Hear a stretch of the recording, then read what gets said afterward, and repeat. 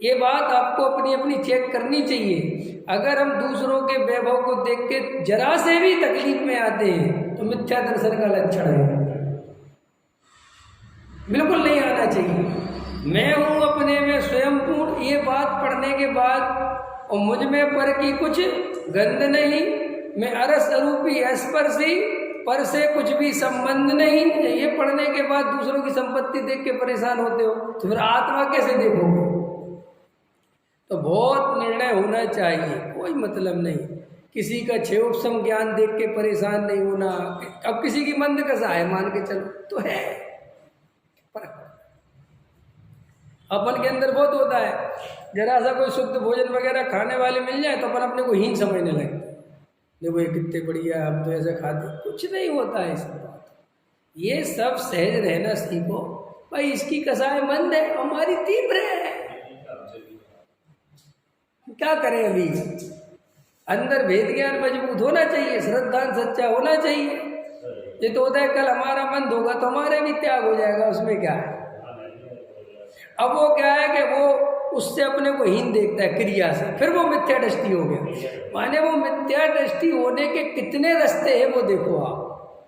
किसी को पैसे वाला देगा तो मिथ्या दृष्टि, किसी को क्रिया कांड से बड़ा माना तो भी मिथ्या दृष्टि, शुभ भावों से बड़ा मान लिया ना। एक तो उदय से बड़ा, देखना ध्यान से, एक तो उदय से बड़ा माना कि उसका पुण्य का उदय ज्यादा है और अपना पुण्य का उदय, तो अपने को छोटा मान लिया, उसको बड़ा मान लिया, एक मिथ्या दर्शन का लक्षण। फिर दूसरा कि उसके कसाय मंद है और अपने कसाय थोड़ी तीव्र है, तो फिर अंतर कर लिया, अरे वो धर्मात्मा मैं पापी, फिर मिथ्या दर्शन, फिर मिथ्या दर्शन। और ये बोलो नरेश जी चलता है कि नहीं चलता? साहब इनका तो बड़े नियम धर्म है, साहब इनके तो बहुत बड़े नियम धर्म है। ठीक है, क्या है, अच्छी बात है, हाँ बढ़िया भैया, अच्छी बात है, तुम्हारा उदय कमजोर है। लेकिन वास्तव में निर्णय तो ये होना चाहिए, इस मंद कसाय का कर्ता ये नहीं है,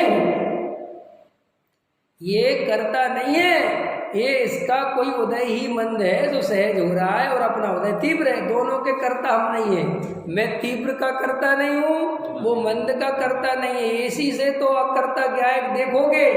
और अगर ऐसा मानोगे कि इसने अपने पुरुषार्थ से कसाय मंद करी है और मैंने अपने पुरुषार्थहीनता के कारण कसाय, तो फिर वो कर्ता मान लिया।